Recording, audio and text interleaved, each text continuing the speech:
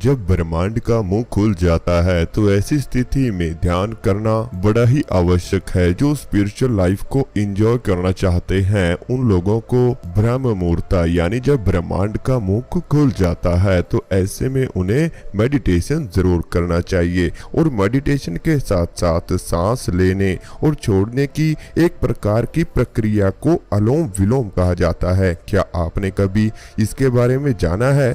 इस तरह की ब्रीथिंग एक्सरसाइज करना हम हर उम्र के व्यक्ति के लिए आसान होता है। दुनिया भर में इसके फायदे अनेकों हैं, जिसके कारण एक्सपर्ट इसे अनुलोम विलोम के चमत्कार भी कहते हैं। दिन में केवल 15 मिनट भी यह प्रक्रिया करें तो पूरे शरीर को ढेरों फायदे मिलते हैं। वे मानसिक रूप से भी मिलते हैं, स्पिरिचुअल रूप से भी मिलते हैं।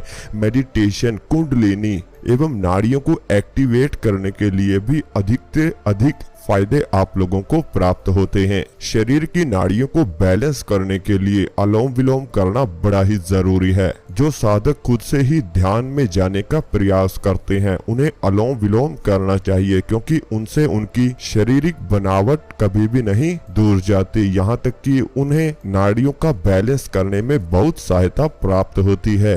आप लोगों को पता है कि यदि हमारे शरीर में सांसों की गतिविधि सही तरीके से चलती रहे तो कहीं ना कहीं हमें रोगों से बच सकते हैं। इसके लिए अच्छा वातावरण, आहार और एक्सरसाइज का होना भी जरूरी है। हर किसी के पास इतना समय नहीं होता कि वह योगा या जिम वर्कआउट में अपना समय व्यतीत कर सके।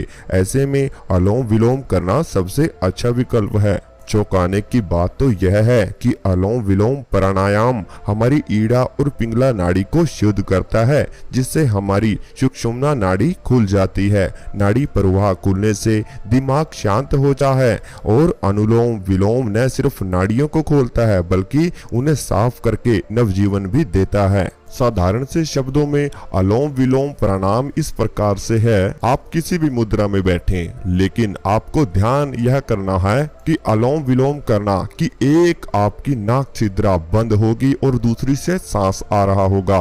फिर कुछ देर तक सांस बाहर निकालने के बाद सांस को रोकना होगा। उसके बाद जिस नाड़ी से आप सांस ले रहे थे, मतलब कि जिस नाक छिद्र से आप सांस ले रहे थे, उस नाक छिद्र को बंद कर लेना है और जिसको आपने पहले बंद किया हुआ था उससे आपको सांस लेना शुरू करना है। कुछ देर गहरी सांस लेने के बाद आपको सांस छोड़ना है और फिर कुछ समय तक रुकना है। इसी को अनुलोम विलोम कहा जाता है, यानी कि एक नाक से सांस लेना है, दूसरी से छोड़ना है, फिर दूसरी से सांस लेना है, पहली से छोड़ देना है। इस प्रकार की विधि को अनुलोम विलोम कहा जाता है। बच्चों से बूढ़ों तक भी सभी के लिए यह उपयोगी है और इस आसन को करना बहुत ही आसान है। इसे करने से हमारी कई व्यवस्था समस्याएं बहुत ही ज्यादा हल हो जाती हैं। अगर आप लोग ध्यान करते हैं तो आपको ध्यान करने में भी यह सहायक होती है, क्योंकि बाई नाड़ी को चंद्र नाड़ी और ईड़ा नाड़ी को दाएं नाड़ी जो सूर्य नाड़ी यानी कि पिंगला नाड़ी है, आपके शरीर की बाएं नाड़ी को चंद्र नाड़ी कहा गया है और दाएं नाड़ी को आपकी पिंगला नाड़ी कहा गया है। सूर्य नाड़ी से गर्म हवा आती है और चंद्र नाड़ी से ठंडी हवा जाती है। ऐसे ही अनुलोम विलोम प्राणायाम गर्म और ठंडी हवा के परिमाण को संतुलित करता है, जिससे ध्यान केंद्रित करने में आसानी रहती है। साथ ही प्राणायाम शरीर से सभी गलत पदार्थों यानी गंदे पदार्थों को बाहर भी निकालता है। ध्यान करने से पहले प्राणायाम करने से ध्यान में अवश्य सहायता आपको प्राप्त होती है। प्राचीन काल में कई महानुभावों ने इस क्रिया द्वारा ध्यान में सिद्धि हासिल की थी। अनुलोम विलोम करने से आप डिप्रेशन और माइग्रेन बहुत से लोगों की समस्या जो पहले बन चुकी है, ऐसे में रोजाना 10 मिनट प्राणायाम यानी अनुलोम विलोम करने से चमत्कार आपको देखने के लिए मिलते हैं। अगर आपका मूड ऑफ रहता है, आलस आती है, तो अनुलोम विलोम का प्रयोग करें। मूड स्विंग में इसका प्रयोग कर सकते हैं। प्राणायाम से आपके माइंड में एक एसिड प्राप्त होता है, वहां से एक एसिड निकलता है जिससे मूड आपका अच्छा रहता है और हमें दर्द से लड़ने की ताकत भी मिलती है। साथ ही प्राणायाम एकाग्रता को बढ़ाता है और नींद लाने में मददगार है। तनाव की स्थिति ज्यादा रहती है तो आप अनुलोम विलोम भी कर सकते हैं। और इसका अधिक से अधिक फल अगर आपको लेना है तो सुबह 4 बजे अनुलोम विलोम जरूर करें। इससे आपकी कुंडलिनी भी जागृत हो सकती है। सुषुम्ना नाड़ी जब सही रूप से कार्य करती है तो आपकी कुंडलिनी में एक ऊर्जा प्राप्त होती है। वहां से एक ऊर्जा उठना शुरू हो जाती है जो आपके मूलाधार चक्र से घूमती हुई सहस्त्रार चक्र तक जाकर आपके नाभि चक्र पर अटक जाती है, वहां पर बैठ जाती है। नाभि चक्र को ही आपके शरीर का आधार माना गया है। यह आपके चक्रों को भी जागृत करने में बड़ी ही सहायता आपको देती है।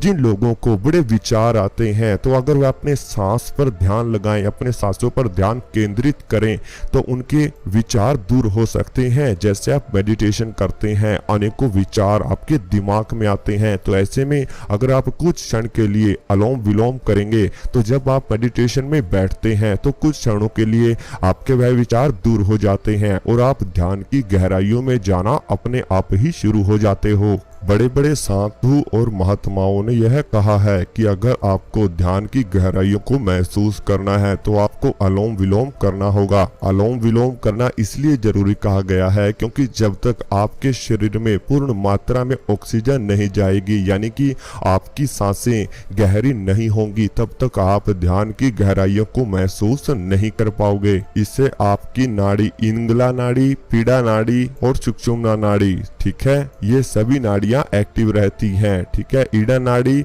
और पिंगला नाड़ी, सुषुम्ना नाड़ी जब एक्टिव होती है तभी आप ध्यान की गहराइयों में जाना शुरू हो जाते हो। आपके शरीर में जो भी बैक्टीरिया हैं जो आपके शरीर के अन्य भागों से बाहर नहीं आ सकते, जो कि केवल सांसों से ही बाहर आ सकते हैं। कार्बन डाइऑक्साइड जो आपके शरीर के लिए बड़ी ही खतरनाक गैस है, तो इसलिए इस गैस को बाहर करना भी आपके लिए बड़ा जरूरी है और इसे भी आप अनुलोम विलोम के साथ ही दूर कर सकते हो।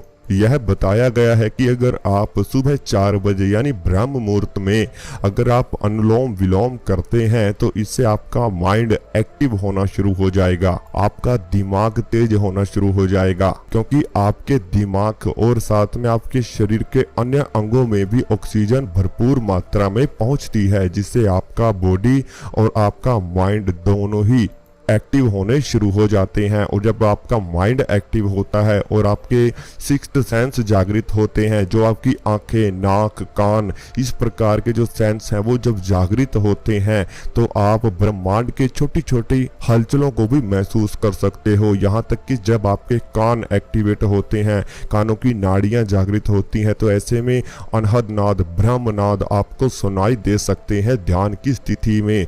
जो बोलते हैं कि हमें ध्यान के समय पर किसी भी प्रकार के अनुभव नहीं होते तो उन्हें सबसे पहले अनुलोम विलोम का प्रयास जरूर करना चाहिए। अगर आप भरपूर मात्रा में इसका अभ्यास करते हैं तो आपको भी ध्यान की गहराइयों के अनुभव आएंगे। जो लोग उम्र से पहले ही बूढ़ा दिखना शुरू हो जाते हैं वह भी अनुलोम विलोम जरूर करें। इससे आपके शरीर में एक अलग ही निखार आना शुरू हो जाएगा। आपकी त्वचा में एक अलग ही निखार आप लोगों को नजर आना शुरू हो जाता है।